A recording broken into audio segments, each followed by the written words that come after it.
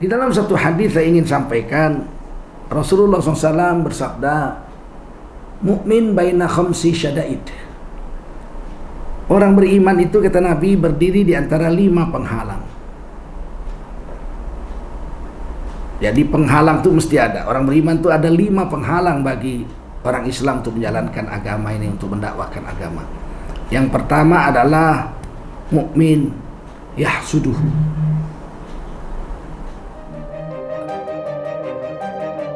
Assalamualaikum warahmatullahi wabarakatuh. Alhamdulillah wa syukurillah, saat ini saya telah berdiri di depan Tahfiz Quran Asrama Putri Tengku Rafiuddin yang pembangunannya telah selesai tingkat 1 dan saat ini tingkat 2 telah selesai 70%. Bapak Ibu, saudara-saudari sekalian, kami masih terus mengharapkan bantuan daripada Bapak, Ibu, dan saudara sekalian untuk melaksanakan amanah Ustadz Tengku yang ingin membangun Tahfiz Quran 10 di Sumatera, dan saat ini telah selesai 6 Tahfiz Quran yang sudah kita bangun.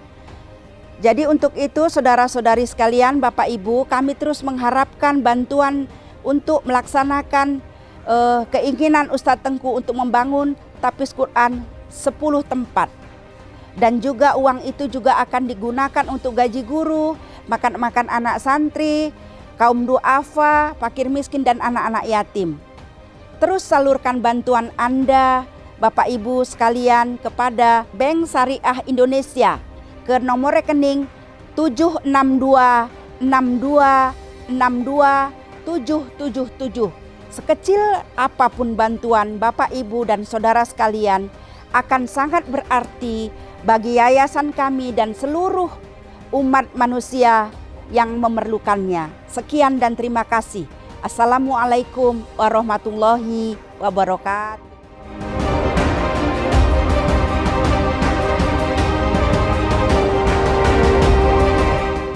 Assalamualaikum warahmatullahi wabarakatuh. Alhamdulillahirabbil alamin. Allahumma salli ala sayyidina Muhammadin. Kaum muslimin dan muslimat dimanapun Anda berada, marilah sama-sama kita senantiasa bersyukur pada Allah Subhanahu wa taala dan senantiasa bersalawat kepada baginda Nabi Muhammad sallallahu alaihi wasallam.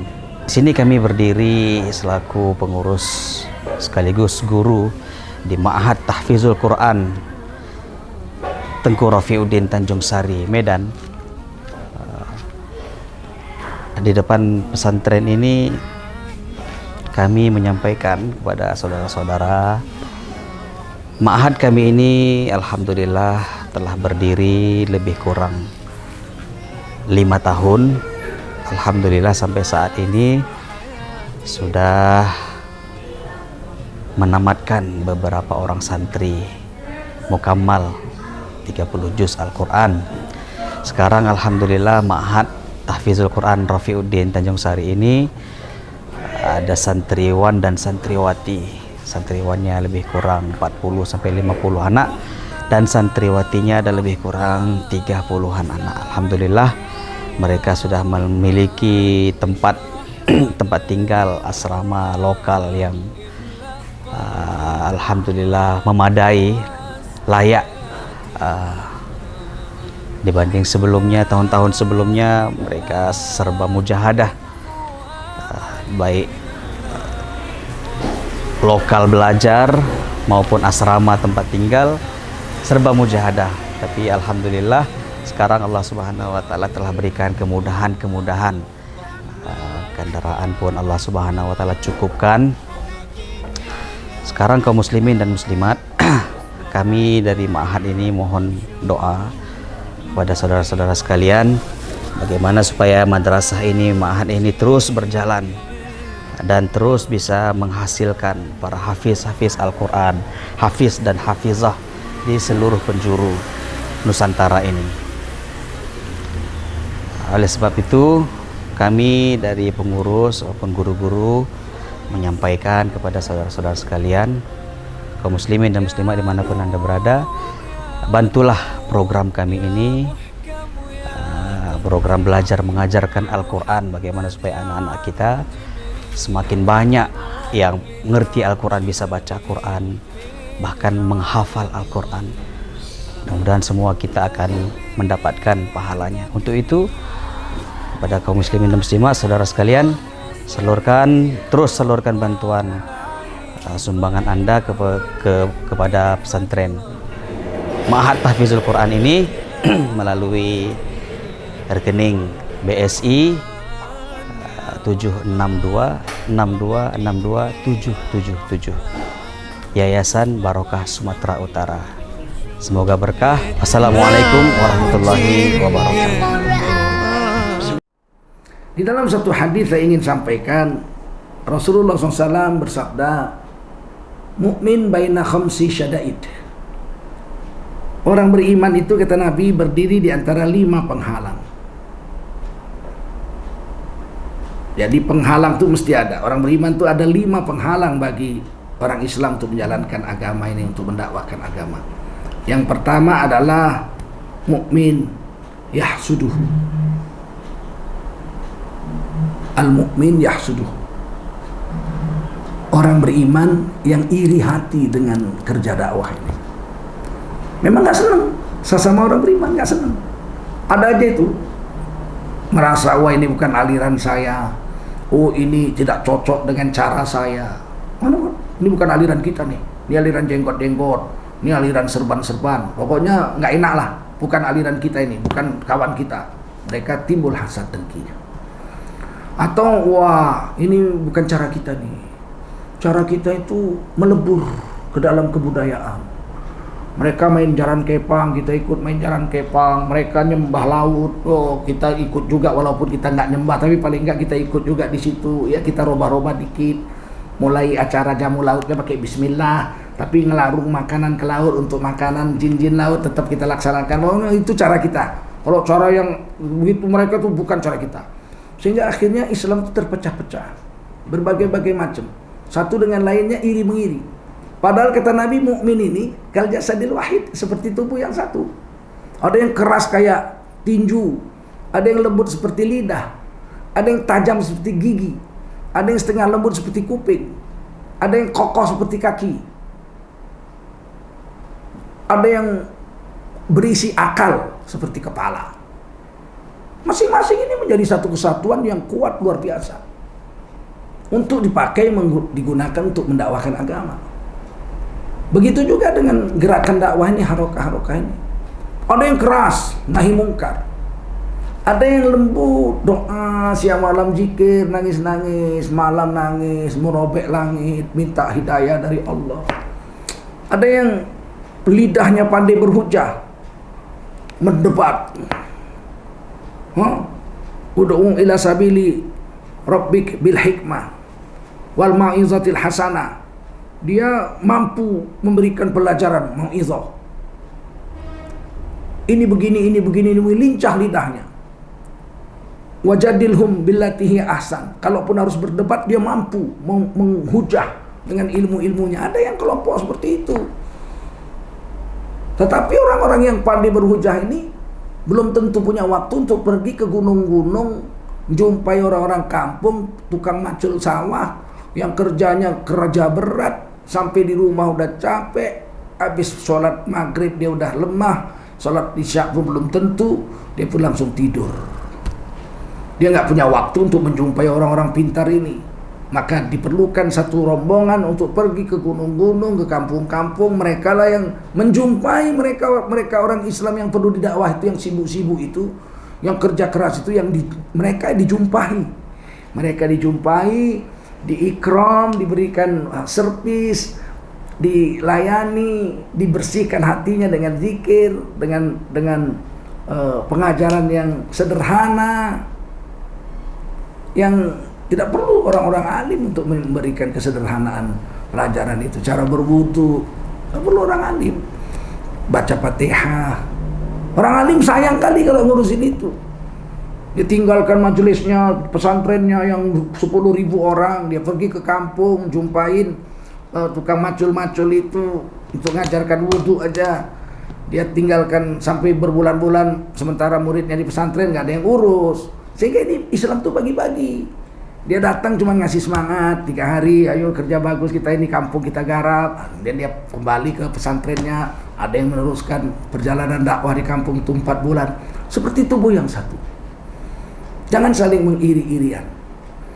Begitulah hidup ini. Ada yang hafiz Quran, ada yang ahli zikir, ada yang ahli masak, ada yang ahli bangunan. Datang dia 3 hari ke satu desa, masjidnya bobrok, bocor-bocor. Mereka datang 3 hari, itikaf situ betulin bocor-bocornya. Karena mereka semua tukang. Bulan depan datang lagi 3 hari, masjid sudah bagus. Mulai dia buat taklim. Ini dakwah seperti ini pun ada yang iri. Saya sendiri pernah mengalami itu. Orang alim mengatakan, saya ini sumur. Harus timbalah mendatangi sumur. Masa sumur mendatangi timba? Artinya masa saya orang alim datang kok jumpain orang-orang tuh. Sumur kok bawa air ngasih orang. Harusnya timbal yang datang ngambil air dari saya. Saya tetap tinggal di tempat karena saya ini sumur. Sayangnya Rasulullah tidak pernah mengatakan umatku seperti sumur. Hadisnya kata Nabi, masalul ummati masalul matar. Perumpamaan umatku adalah seperti hujan. Terdiam juga. Kayaknya terdiam gitu. Oh iya ya. Rasulullah katakan umatku seperti hujan. Hujan itulah yang mendatangi lembah, mendatangi gunung, mendatangi laut, mendatangi danau pun disirami hujan juga. Hujanlah yang mendatangi tempat-tempat itu, membawa air. Jadi umat kita, umat Islam ini bukan sumur, tapi kita ini hujan.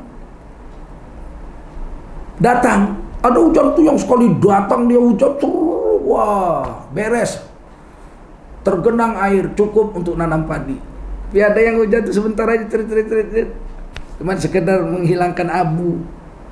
Seperti itulah umat. Ada yang datang 3 hari sekedar menghilangkan abu. Ada jemaah ulama yang bisa mengubah kampung itu, seperti Wali Songo datang merubah Indonesia itu. Jawa, Wali Songo di Jawa ya, tidak di Sumatera. Jawa berubah dengan Wali Songo. Mereka datang berubah Jawa itu menjadi negeri Islam. Muncul satu kerajaan Demak. Islam bertapak di Pulau Jawa sampai sekarang. Imam Syafi'i juga menceritakan, iman umatku itu ada yang seperti sesendok air. Untuk hausnya sendiri nggak selesai, nggak cukup.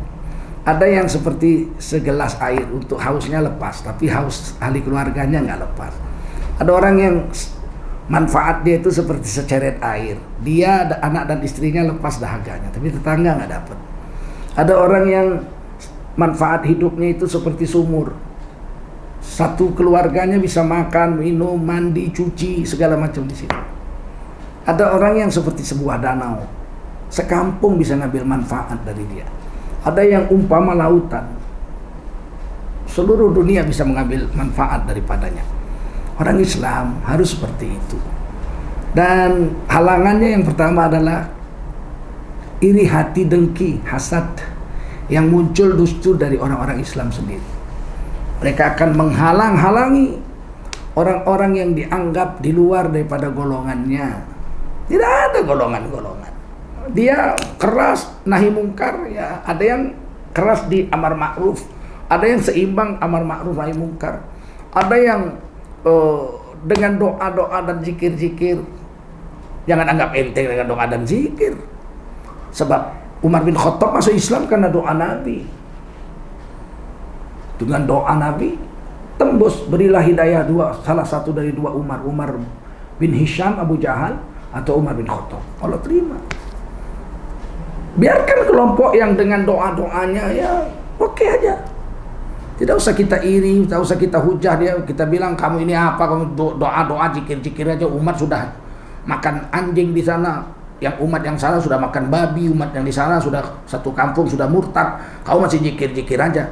Biarkan dia dengan zikirnya, Allah dengar juga zikir itu. Zikir juga bisa mengubah keadaan. Ini yang pertama, hilangkan rasa hasad dengki dari hati kita terhadap kelompok kaum muslimin yang buat kerja dakwah ini. Halangan pertama adalah al-mu'min yahsuduhu, orang beriman yang iri hati kepadanya. Kemudian yang kedua adalah wal munafiq yubghiduh, Penghalang kedua adalah kelompok munafik yang marah lihat kerja dakwah itu, nggak seneng, marah. Dia KTP-nya Islam, bahkan sudah naik haji pun, tapi dia benci sekali dengan gerakan Islam itu karena dianggapnya menghalangi misalnya kepentingannya. Misalnya kepentingan politiknya dirasanya terhalang kalau ada dakwah. Wah, kalau ini orang tidak didakwah semua taat-taat, partai saya jadi kempes nih. Timbul marahnya. Yang sebenarnya dia tidak suka dengan agama itu. Agama itu cuma sekedar di KTP, bukan tuntunan hidup. Tuntunan hidup dia mau ambil yang lain, ideologi komunis, ideologi sekuler, macam-macam dia mau ambil. Sehingga kerja dakwah itu bagi orang-orang model Islam KTP yang munafikun ini, kata Nabi, penghalang bagi dia. Sehingga mereka akan marah lihat orang dakwah, marah lihat orang memperbaiki keadaan, marah lihat orang mendakwakan agama, dia marah lihat orang soleh menjalankan sunnah Nabi, dia marah lihat perempuan pakai cadar, dia marah lihat perempuan pakai kerudung, dia marah, dia bilang ini kearab-arapan. Dia lihat orang Islam kumpul rame-rame tablik akbar, dia bilang ini bisa menimbulkan pandemi COVID-19, ini nggak boleh, ini harus dipenjara, ini 10 tahun ini dipenjara ini orang. Pokoknya macam-macam lah, memang nggak senang. Dan Nabi udah beritahu 1400 tahun lebih yang lalu, kelompok penghalang dakwah ini adalah munafikun ini yang memang kalau dia lihat agama dia marah, hatinya itu marah. Sebagian kata Quran dinampakkan di depan, di mukanya itu dinampakkan di wajah, tapi sebetulnya kemarahan yang ada di dalam hatinya, kebencian yang ada di hatinya jauh lebih besar yang disembunyikan di hatinya itu terhadap agama dan kerja-kerja agama. Yang ketiga penghalang itu adalah wal kafir yudilluhu, orang kafir yang mau menyesatkan dia, menyesatkan orang beriman. Wal kafir yuqatiluhu, bukan yudilluhu, wal kafir yuqatiluhu, orang kafir yang mempersiapkan armada, mempersiapkan strategi untuk menyerang orang-orang Islam, menyerang dengan alasan apapun. Irak, Kuwait itu ada senjata pemusnah massal, hancurkan sehingga jadi negara miskin, hancur berantakan. Setelah hancur, mana senjata masanya? Wah, tidak ada. Ternyata tidak ada, tapi negara orang sudah dihancurkan. Suriah hancurkan, Libya hancur, kasih senjata. Negaranya kasih senjata, Rusia memberikan senjata, rakyatnya kasih senjata, Amerika kasih senjata, perang. Akhirnya hancur semua, habis-habisan. Memang mereka mau memeranginya. Di mana-mana ketika orang Islam berada sebagai posisi minoritas, pasti akan tertekan. Di Cina, di India, di Burma, di Israel, di mana-mana saja. Memang mereka akan mempersiapkan peperangan itu. Dan akhir zaman nanti Islam akan bersatu di bawah seorang pemimpin Al-Mahdi yang dapat hidayah dari Allah, namanya Muhammad bin Abdullah, berperang melawan Yahudi. Saat itu seluruh orang Islam bersatu melawan Yahudi. Yahudi itu sembunyi di belakang batu. Batu bicara, ya Abdullah mewarok Yahud, hai Abdullah, di belakangku ada Yahudi, bunuh. Faktuluhu, bunuh, itu di belakangku ada. Yang menyelamatkan adalah pohon Gharqad. Kalau ini diartikan kiasan, ketika perang terjadi antara kaum muslimin dengan orang-orang Yahudi yang sudah sampai pada puncak kezalimannya, kaum Nasrani lah yang akan membela kepentingan orang-orang Yahudi. Memang nggak senang. Walan tardu angkal Yahudu walan Nasara hatta tetapi amillatahu. Yahudi itu tidak akan pernah senang kepadamu dari dulu sampai sekarang sampai kiamat. Nasrani juga nggak senang kecuali sampai Nabi Isa turun, mereka baru akan masuk Islam. Sampai kamu mengikuti agama mereka. Quran tegas-tegas saja. Kita tidak mesti memerangi mereka, tapi kita menjaga diri, jangan sampai kita mati konyol. Bagi kita lakum dinukum waliyadin, kita nggak ganggu agama orang, tapi orang jangan ganggu agama kita. Ketika kepentingan agama diganggu dan kita diserang, Nabi perang Badar, Nabi diserang. Cuma 313 lawan 1000, senjata pun tongkat puntung, kayu. Ukasah senjatanya cuma kayu. Untanya cuma 70, kuda hanya 2. Perjalanan 120 km menempuh padang pasir, tapi Nabi melawan. Perang Khandaq, kita cuma 3000, kaum Quraisy bersatu dalam perang Ahzab, mereka dalam persatuan sekutu Quraisy mereka membawa 10.000 pasukan lengkap dengan senjata dan sebagainya. Ya kita tetap membela diri, melawan kita. Mereka tidak akan pernah berhenti memerangi sampai seluruh Islam itu padam di permukaan bumi. Tapi Allah tetap menjaga, percayalah. Ya Allah ya Basir, ya Sami'u ya Alim, ya Hayyu ya Qayyum birahmatika astaghith. Ya Allah ya Basir, ya Sami'u ya Alim, ya Hayyu ya Qayyum birahmatika astaghith.